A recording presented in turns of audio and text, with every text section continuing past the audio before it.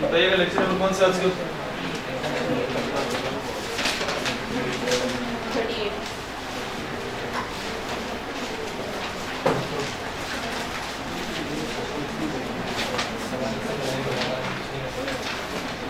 WhatsApp group में देखिएगा और 2 तस्वीरें शेयर की गई हैं व्हाट्सएप ग्रुप में।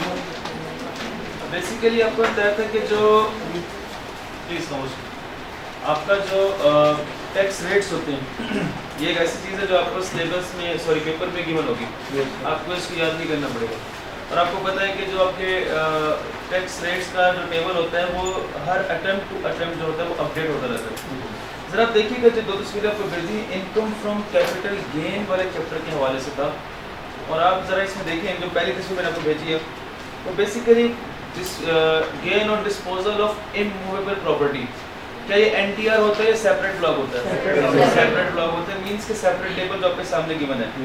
अगर हम गौर से इस टेबल को देखें तो इसमें 3 प्रॉपर्टीज की बात की गई थी, ओपन प्लॉट, कंस्ट्रक्टेड प्रॉपर्टी और flat, and on the basis of their holding period जो उनके रेट ऑफ टैक्स हैं वो डिसाइड किए गए थे, एंड जैसे जैसे होल्डिंग पीरियड बढ़ता जा रहा है रेट ऑफ टैक्स कम होता जा रहा है, ऐसा ही है। उसी के साथ अगर आप एक और चीज़ देखें, एक और नया कॉलम बना हुआ है, उस नए कॉलम की तरफ जाने से पहले आप जो ये 3 कॉलम बने हैं ओपन प्लॉट, कंस्ट्रक्टेड प्रॉपर्टी और फ्लैट का, इसमें जरा ऊपर देखिए हेडिंग क्या बनी है, rate of tax on property acquired on और बिफोर 30 जून 2024, और उसी के साथ दूसरा कॉलम हेडिंग देखें, rate of tax on property acquired on और आफ्टर 1 जुलाई ऑफ 2024। यानी एक में कह रहा है 30 जून, उससे पहले, एक में कह रहा है अगले दिन 1 जुलाई या उसके बाद। इसका मतलब क्या बना, अगर आप में से आपने में से कोई प्रॉपर्टी है उसको बेचने पे गेन कमाया तो जाहिर है आप उसका होल्डिंग पीरियड देखेंगे और होल्डिंग पीरियड के हिसाब से रेट ऑफ टैक्स डिसाइड करेंगे। अब जब आपने होल्डिंग पीरियड देखा तो एक चीज देखना कि आपने एक्वायर कब की प्रॉपर्टी, क्या चीज देखनी है, खरीदी कब। एक्वायर मतलब परचेज, जाहिर है पहले कहीं परचेज की होगी, देन आपने जाके फ्यूचर में उसको सेल किया होगा। अगर मैं लास्ट कॉलम की बात करूं जो पे लिखा है rate of tax on properties acquired on और आफ्टर 1 जुलाई 2024, अगर कोई प्रॉपर्टी आपने 1 जुलाई 2024 यानी कि टैक्स ईयर 2025 की बात कर रहा है, टैक्स ईयर 2025 या उसके बाद खरीदी आपने कहीं, तो तब उस केस में आपने देखना है कि आया जो बंदा है वो एक्टिव टैक्स पेयर है कि नहीं है। देखिए आपको पता है एनटीएन नंबर मिलता है जब आप रजिस्ट्रेशन कराते हैं, टैक्स की दुनिया में रजिस्टर कराते हैं अपने आप को, एनटीएन मिल जाता है, उसके बाद कुछ लोग टैक्स पे करते हैं, कुछ नहीं करते। एफपीआर की तरफ से एक लिस्ट इशू की जाती है उन लोगों की जो हर साल अपने रिटर्न फाइल करते हैं और हर साल का टाइम टू टाइम टैक्स पे करते हैं, वो होते हैं एक्टिव टैक्स पेयर लिस्ट। और वो लोग जो टैक्स पे नहीं करते वो होते हैं non active tax payer list में। आपने देखना है कि अगर ये जो कंस्ट्रक्टेड प्रॉपर्टी या ओपन प्लॉट या फ्लैट जो है जिसको बेचने पे गेन आया, कहीं ये टैक्स ईयर 2024 में तो नहीं खरीदा था। अगर टैक्स ईयर 2024 में उसके बाद खरीदा गया तो उसके, और फिर आपने उसके बाद खरीदा गया 24 या उसके बाद, तो आपने देखना आया एटीएल है या नॉन एटीएल है। एटीएल होगा तो रेट ऑफ टैक्स कितना होगा 15%, और नॉन एटीएल है तो 15%। At a prescribed rates in the division 1 for individual and OP this rate shall not be less, अच्छा not be less। देखिए अगर टैक्स से 2024 से उसके बाद प्रॉपर्टी एक्वायर करके बेचने पर गेन आ गया तो, और एटीएल वाला था तो 15% एक रेट बताया हुआ है, और अगर एटीएल वाला नहीं है तो कम से कम 15% यानी कि 15% या उससे ज्यादा होगा, वो आपको बता दिया जाएगा। यहाँ पे आपको बता दूं, आपका जब भी टैक्स का पेपर आता है, बड़ी इंपॉर्टेंट बात है, ध्यान सुनिएगा, जब भी टैक्स का पेपर आएगा उसमें जब भी वो डेट देगा ईयर स्टार्ट की और ईयर एंड की, वो उस टैक्स ईयर के हिसाब से देगा जिस टैक्स ईयर में आपकी अटेम्प्ट बनती है। अब ये जो आपकी अटेम्प्ट बन रही है ये सितंबर 2025, सितंबर 2025 टैक्स ईयर कौन सा बन रहा है 2026। आपका सवाल 2026 के वाले से आएंगे, यानी कि, और ये बात है 2024 की। यहाँ से सवाल कैसे आएगा सुन लें, यहाँ से 2 तरह के सवाल आएंगे। पहला सवाल वो आपको कहेगा कि आपने एक फ्लैट खरीद के बेच दिया, उस पर गेन आ गया। अब यहाँ से आप बच्चा कहेगा सर हम देखेंगे कि 2024 टैक्स ईयर में खरीदा या उससे पहले खरीदा, अकॉर्डिंगली हम रेट डिसाइड करेंगे।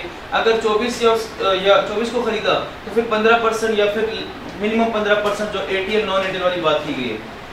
लेकिन पेपर में जो सवाल आएगा वो कहेगा 2020 में खरीदा, 21 में खरीदा, 22 में खरीदा, इस तरह करके कहेगा, और बेचा 2024 में, 25 में या 26 में आके बेचा।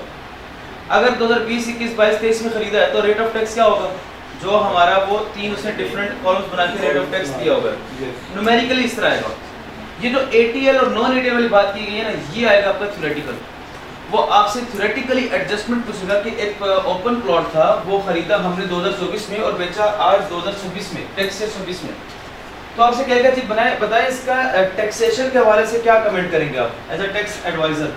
तो फिर आपने ये बात करनी है कि कोई प्रॉपर्टी अगर टैक्स ईयर 2024 या उसके बाद खरीदी गई है और उसको बेच के मुनाफा कमाया गया, तो उस केस में रेट ऑफ टैक्स अप्लाई करते वक्त हम देखेंगे कि वो बंदा एटीएल है या नॉन एटीएल है। अगर एटीएल है तो 15%, और अगर नॉन एटीएल है तो नॉट लेस देन 15% वाली ट्रीटमेंट होगी। ये बात याद रखनी है आप लोगों को, बस समझाइए।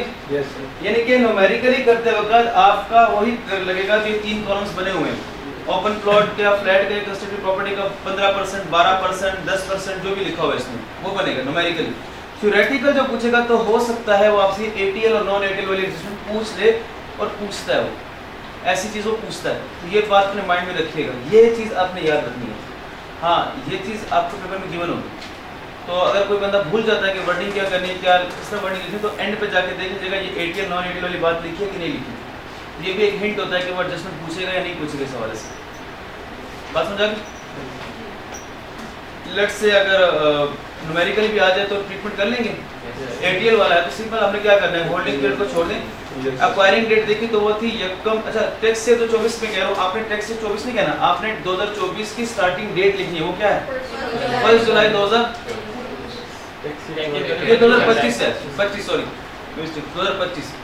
2025 या उसके बाद जो प्रॉपर्टी खरीदी गई है उसमें एटीएल और नॉन एटीएल है। 2025 से पहले अगर खरीदी गई तो उस केस में सेपरेट जो रेट्स आपको टेबल में 12.5% या 10% जो भी दिए वो आपने अप्लाई करना है। तो आपने लिखते वक्त टैक्स ईयर 25 लिखना है या टैक्स ईयर 25 की स्टार्टिंग डेट लिखनी है, तो क्या बनती है? 1 जुलाई 2024। क्या बात समझाइए? इसी तरह सेकंड बिल पिक्चर पे देख लीजिएगा, उसको बाद में पढ़ लीजिएगा। नहीं बस बात समझाइए मैंने कहा क्या इधर